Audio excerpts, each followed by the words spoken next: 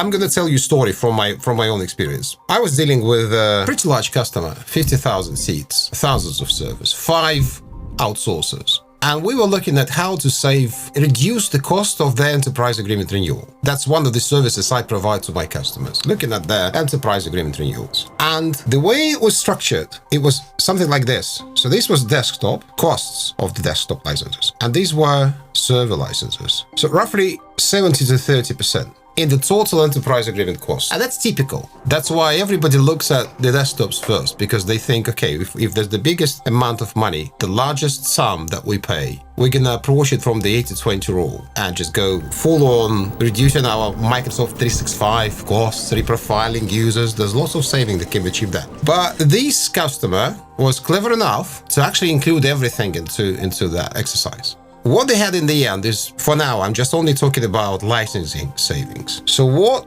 normally happens is if you include the entirety of it in the exercise, your savings will be somewhat identical or with a very little difference in both desktop and servers. But this is what the hidden things are. In this part, in the servers, I sat down with the deputy CIO who was responsible for the servers and services, the data center side. And I presented to him our preliminary findings, what we discovered during the exercise. And what happens during the exercise is usually when you look into service savings, you don't only look at the enterprise agreement itself, you can make a few tweaks there, and we did, and that was an additional 0.8 million on top of that, to tweaking the way you buy licenses, clever adjustments here and there. We just sat down and we'll look at their outsourced infrastructure. It's quite important because when you outsource stuff, you have costs that are hidden behind that multi-layered outsourcing model. You're paying for services, and it's all kind of hidden behind. When you look at those, what you usually do is you also look at how you can optimize your infrastructure. So when you approach your renewal, you have fewer legacy hosts. You get rid of stuff that you do not need. You optimize, consolidate your SQL service. You consolidate your development. You put all that stuff in order, because that's how you achieve savings in the server part of the enterprise agreement renewal or a true-up. Annual event with the Microsoft Enterprise Agreement. You need to optimize your infrastructure. It's a painful exercise. People don't like seeing stuff uncovered, even if they want savings, because obviously there's something that was neglected, forgotten, people procrastinate, and that's not a wonderful experience. When it becomes wonderful is when you see the savings, and then suddenly it's all very positive. What we did in this exercise, as we do usually, we looked at farms, hosts, hardware, VMware clusters, Hyper-V clusters, and their utilization. And then what you end up with is something that was supposed to be decommissioned, but it's already sitting there for 3 years and you're paying for it. Or it's something inoptimal, project was delayed, or it's a legacy infrastructure which is not supposed to be decommissioned, but it's sitting there, probably used for just 10% of its capacity. You're still paying for it.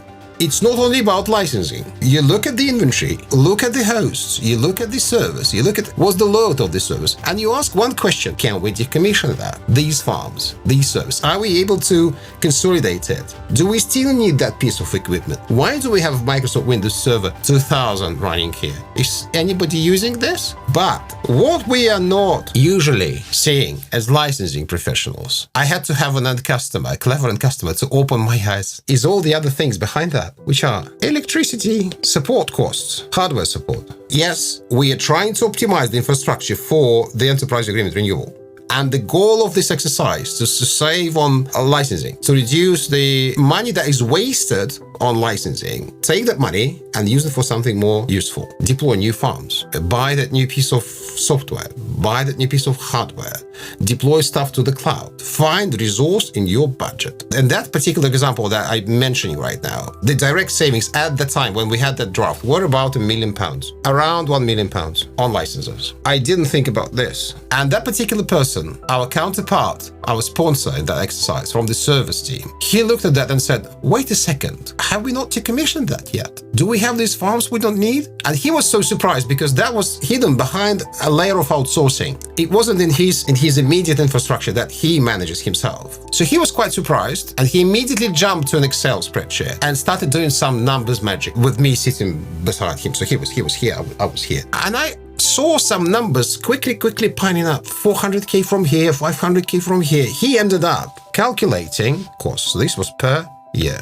He calculated that running those legacy instances and something that may be consolidated and something that may be decommissioned could free up 1.5 million pounds per year, which I didn't even think about. There are apparently hidden costs which are connected to, well, all the IT operations. And there are costs that are a result of stuff not being touched, not being questioned. And when we do licensing optimization exercises, we question them. What are you doing here in this infrastructure? What is this farm for? What purpose does it serve? Is it production? Is it non-production? People who give you those answers start thinking like, do we really need it? And then you get these surprise savings, because this was a big surprise for everybody. It wasn't the goal of the exercise. And by the way, I'm thinking now, why wouldn't we make it a goal of an exercise? If you are managing IT assets on the customer side, why don't you put it in your business case? Whether you go to your CIO or your CFO and say, we need a new tool, we need to make our existing tools work, we need to invite SMEs to help us reduce our costs.